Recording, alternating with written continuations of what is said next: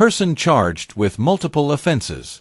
On Thursday, February 27, 2025, Robert Andrew, a 21-year-old male of Amerindian descent from Tabatinga, Lethem, Central Rupununi, appeared in the Lethem Magistrate Court before His Worship, Magistrate Mr. Omadat Chandan. He changed his plea from not guilty to guilty and was fined for the following offenses: dangerous driving, contravening Section 36(1) of the Motor Vehicles and Road Traffic Act, Chapter 51:02. He was fined $40,000 or 4 weeks imprisonment. Failure to stop when directed by police, contravening Section 52(a) of the Motor Vehicles and Road Traffic Act, Chapter 51:02. He was fined $10,000 or 1 week of imprisonment. Maintenance of motor vehicle, contravening Section 99 of the Motor Vehicles and Road Traffic Act, Chapter 51:02. He was fined $10,000 or 1 week of imprisonment. Maintenance of tires, contravening Section 101 of the Motor Vehicles and Road Traffic Act, Chapter 51:02. He was fined $10,000 or 1 week of imprisonment. Prohibition of motor racing, contravening Section 38(1) of the Motor Vehicles and Road Traffic Act, Chapter 51:02. He was fined $40,000 and sentenced to 3 months imprisonment. Dangerous driving, for a second count, contravening Section 36(1) of the Motor Vehicles and Road Traffic Act, Chapter 51:02. He was fined $50,000 or 5 weeks imprisonment. Total fine, $160,000 and 3 months imprisonment.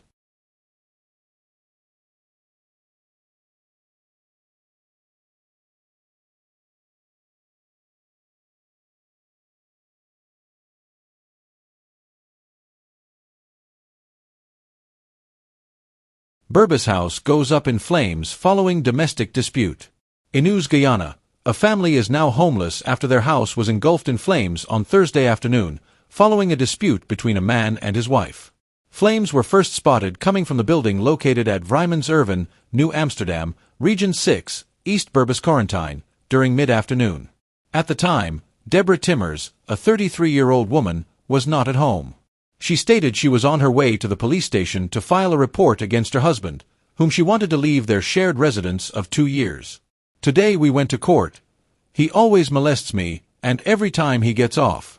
When we went to court, he forced us to say we didn't want any issues because he kept threatening me and my brother.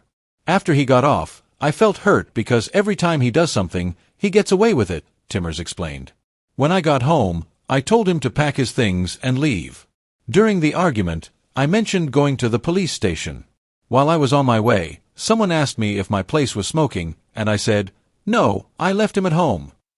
However, upon returning home, Timmers found the small structure completely destroyed by fire. She operated a small retail business from the house. I didn't have much, just a gas stove, a freezer, a chair set, my bed, a glass table, and other things. Only 2 days ago, I restocked my freezer with drinks, water, juice, and groceries to make egg balls, chana, plantain, and a new pressure cooker, she lamented. Timmers noted that she had previously taken her husband to court multiple times, but due to his threats, she was compelled to drop the cases on each occasion. So when he takes advantage of me, it's just me. I often have to run away, sometimes late at night, she added. With her only family being a brother with a physical disability, along with her elderly parents, Timmers now faces an uncertain future. I will have to go to my mom's house and probably find a job to see what I can do next, she said, still hoping to return to her business. Meanwhile, the fire service is investigating the cause of the fire, while the police are also looking into the matter and attempting to locate her husband.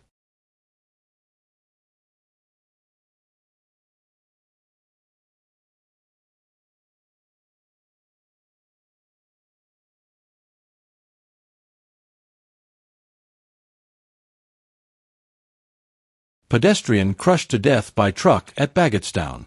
In Guyana, the Guyana police force is investigating a fatal accident that occurred today at approximately 11:11 a.m. on the Baggotstown Public Road, East Bank Demerara.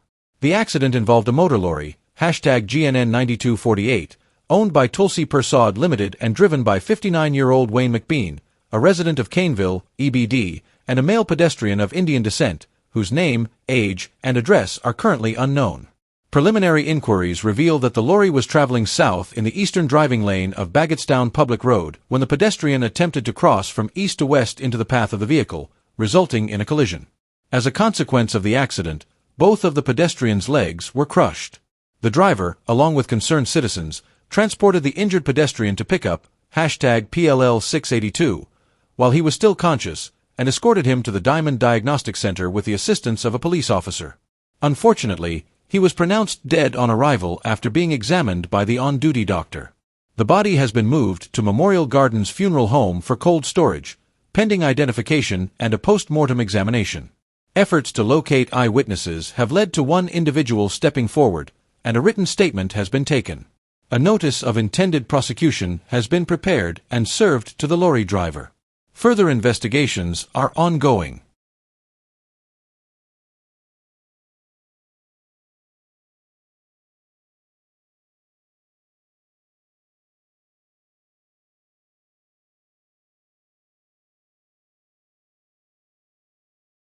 Vybz Kartel to host exclusive showcase in Guyana ahead of Baderation concert. Guyanese artists were treated to an unforgettable session at State House on Friday, as Jamaican dancehall icon Vybz Kartel met with President Dr. Irfan Ali to engage with local musicians. The meeting, which included a cooking session featuring a hearty chicken curry, provided an opportunity for Kartel to offer words of encouragement and share reflections on his personal journey, including his time behind bars. The event allowed local artists, including women and visually impaired individuals, to interact with the renowned musician and ask him questions. Kartel, who is in Guyana for the launch of his SDR8 Vybz rum, emphasized the importance of discipline, forgiveness, and promoting talent. He urged the group of artists to stay focused on their goals and cultivate a positive mindset, highlighting how the right attitude could shape their success. Reflecting on his own struggles, Kartel spoke openly about the challenges he has faced and the lessons he has learned along the way. One of the most exciting announcements of the day came when Kartel revealed that, ahead of his highly anticipated Baderation concert on May 24, 2025, he would return to Guyana for a special showcase. This event will feature local singers, with Kartel selecting 2 artists, one male and one female, with whom he will collaborate on future music projects. His commitment to supporting Guyanese talent was clear, and President Ali enthusiastically pledged full government support for the initiative, promising that the government of Guyana would back it 100%. The meeting also addressed important issues affecting the younger generation, including bullying and the need to promote positive vibes. Kartel emphasized the importance of staying grounded, disciplined, and focused in an increasingly challenging world. His message was one of hope and inspiration for those trying to break through in the competitive music industry. Alongside Dr. Ali, Kartel was joined at the head table by Minister of Tourism, Industry and Commerce Wanij Walrond, while Minister of Finance Dr. Ashni Singh was seen in the front row. Together, they discussed the potential for collaboration and the role of the arts in promoting tourism and economic growth in Guyana. Looking ahead, Kartel's return to Guyana for the Baderation concert promises to be a landmark event. Scheduled for May 24th, the concert will feature performances from local artists, each given at least an hour on stage. With his upcoming showcase and future collaborations, Kartel's visit is more than just the launch of his rum. It's about fostering a new wave of talent and opening doors for Guyanese artists to make their mark globally.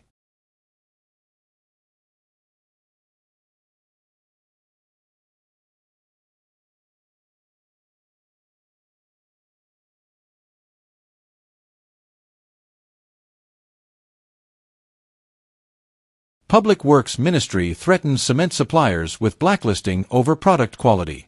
News source Guyana. One day after Vice President Barrett Jagdeo expressed concern over the poor quality of concrete supplied to contractors for government projects, the Ministry of Public Works threatened to blacklist suppliers who fail to meet their obligations or provide substandard concrete mixtures. In a release, the ministry stated it has been made aware of complaints from contractors regarding the supply of concrete for various government projects across the country. The ministry noted that delays in supply persist, with contractors remitting advance payments to suppliers but experiencing long wait times for delivery. Additionally, there have been complaints about inconsistent quantities and the poor quality of concrete provided to contractors. The ministry has declared that it will no longer tolerate these issues and has instituted immediate measures to remedy the situation. Among these measures are enhanced government oversight, which will involve increased monitoring of the concrete supply chain and intensified testing and quality control exercises. The ministry will blacklist delinquent concrete suppliers and prohibit government contractors from procuring concrete produced by them, the release warned. Furthermore, the ministry plans to impose surcharges and recover costs from any delinquent concrete supplier whose products cause undue project delays, structural damage, increased expenditures, and other relevant damages. Vice President Jagdeo emphasized yesterday that community members should come forward when substandard work is being done by contractors on government projects. He acknowledged that while some issues stem from the contractors, concrete suppliers also share responsibility.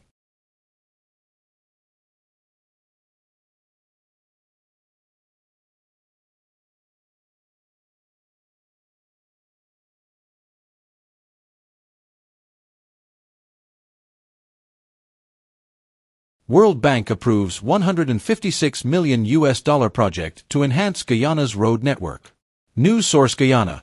The World Bank has approved a new project to support Guyana in upgrading and rehabilitating the country's road infrastructure. The $156 million Integrated Transport Corridors project will focus on enhancing Guyana's transport network in select regions, ensuring it is better equipped to withstand natural hazards and provide safer, more reliable mobility for its citizens. In a release, the Washington-based World Bank stated that Guyana's road infrastructure faces several challenges, particularly in the coastal regions where roads are highly vulnerable to extreme weather events. The bank noted that over 60% of the road network consists of smaller roads, many of which are situated on the low-lying coastal plain, making the network highly exposed to rising sea levels, increased rainfall intensity, and more frequent extreme weather events like storms and flooding. The World Bank recalled that the most recent flooding event in 2021 caused over $100 million in damage to the agriculture and transport sectors. It emphasized that poor road conditions hinder access to essential services like healthcare and education, disrupt economic activities, and isolate communities. Additionally, the road safety situation in Guyana is concerning, with a road mortality rate of 15 deaths per 100,000 population. The project will focus on upgrading and rehabilitating key road corridors in selected regions of Guyana, with a particular emphasis on improving resilience to natural hazards. It will implement critical infrastructure improvements such as enhancing drainage systems, stabilizing slopes, and raising embankments to prevent erosion, safeguarding vital transport links that support agriculture, tourism, trade, and access to essential services, the World Bank noted. The project is also expected to prioritize road safety and inclusivity, including safety assessments of the entire primary road network and road safety audits for selected roads. This will be followed by the installation of road safety engineering solutions like crash barriers and traffic calming measures, as well as the creation of dedicated lanes for non-motorized transport, such as pedestrians and cyclists. Under the project, special attention will be given to high-risk locations like schools, hospitals, and markets. Guyana's rapid economic expansion places increasing pressure on infrastructure, while the growing risks from natural hazards, such as flooding and storms, further challenge the country's systems. This project will help Guyana's road network keep pace with its growth by making it safer and more resilient, the World Bank concluded.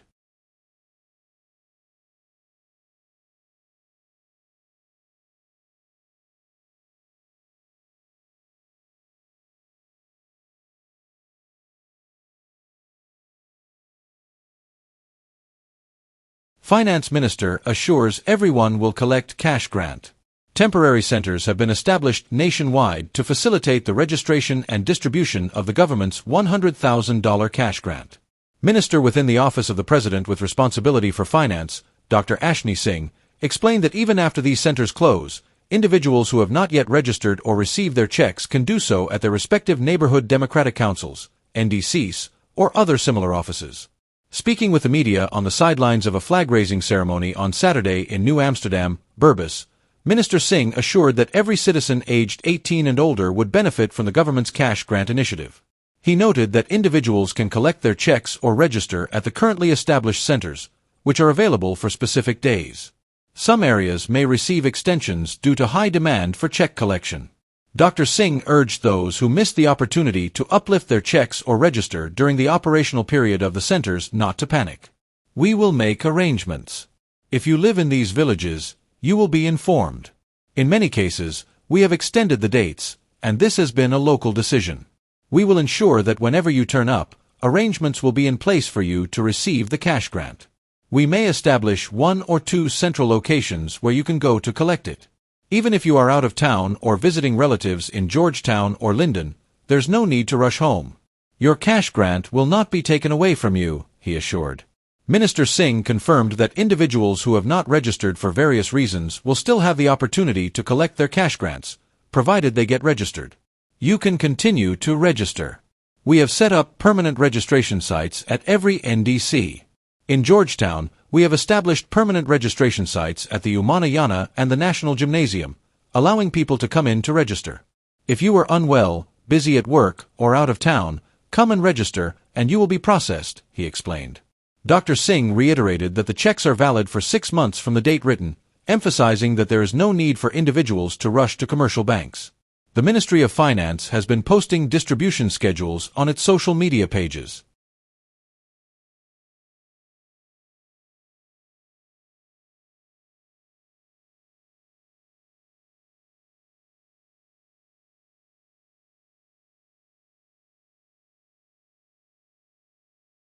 "500 house lots, over 250 agreements of sale to be distributed at Essequibo Housing Drive.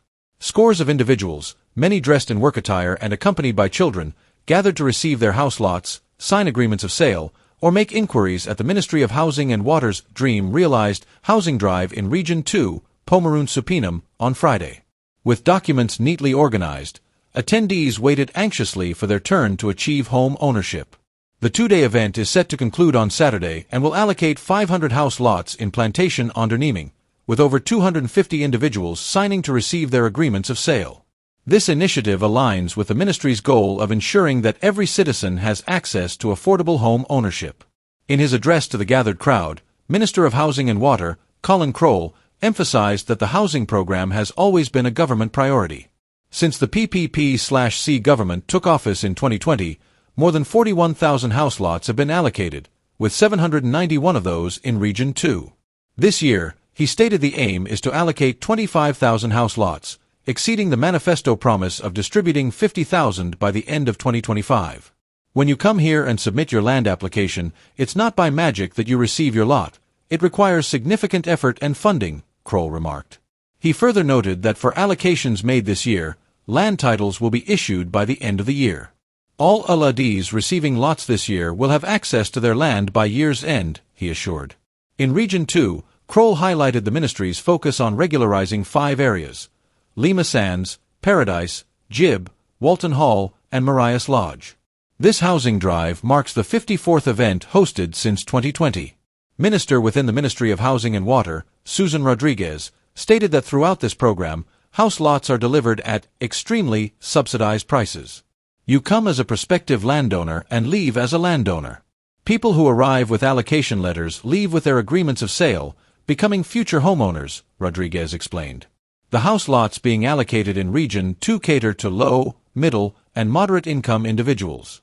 Our program is about delivering real results. We haven't limited ourselves in what we can achieve at the Ministry of Housing, she added.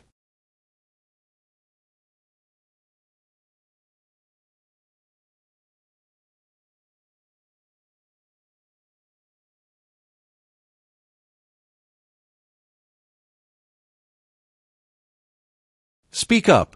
Dr. Jagdeo encourages citizens to call out shoddy infrastructure work in their communities. General Secretary of the People's Progressive Party, Dr. Barrett Jagdeo, has called on Guyanese to report poor quality infrastructural work in their communities so that the government can take necessary corrective actions. With over 40,000 contracts being implemented nationwide, Dr. Jagdeo emphasized that the government cannot oversee the day-to-day operations of each project personally, making citizen observations crucial. We're open, we're transparent, and we encourage citizens. If you see public infrastructure being done poorly in your communities, speak up. Post a picture online. We don't view it as criticism of the government when you expose shoddy work. We have a duty to investigate and address these issues because we can't be everywhere at once, he underscored during his weekly press conference at Freedom House on Thursday. Dr. Jagdeo highlighted ongoing projects, including the construction of 12 new hospitals, new schools, roads, and bridges, all aimed at improving citizens' welfare and expanding the economy. He noted that these projects stem from a vision and concrete plan for people-centered development. However, he acknowledged that the careless execution of some projects causes unnecessary inconvenience. As General Secretary of the PPP, whose manifesto promises unprecedented infrastructure expansion, he is committed to listening to the public's frustrations and addressing them. Dr. Jagdeo reiterated that the issue often lies not in the planning of these projects, but in their implementation. It's not about planning, it's about neglect. We pay engineers to ensure that work is done well, but they cannot act like they are above accountability, he said. He added that the government welcomes the public's initiative to call out substandard work, viewing these criticisms as opportunities to improve service quality for the Guyanese public. What are we here for if not to enhance the public work we do? It's not a failure of the government, it's part of our commitment to ensure we do things well and achieve value for money, he emphasized. In his remarks at the recently concluded Guyana Energy Conference and Supply Chain Expo, Dr. Jagdeo expressed dissatisfaction with the Ministry of Public Works' management of construction sites, acknowledging the inconvenience posed to citizens during these projects. He stated that, while some inconvenience is understandable given the scale of infrastructure projects, greater coordination among the various agencies involved is essential.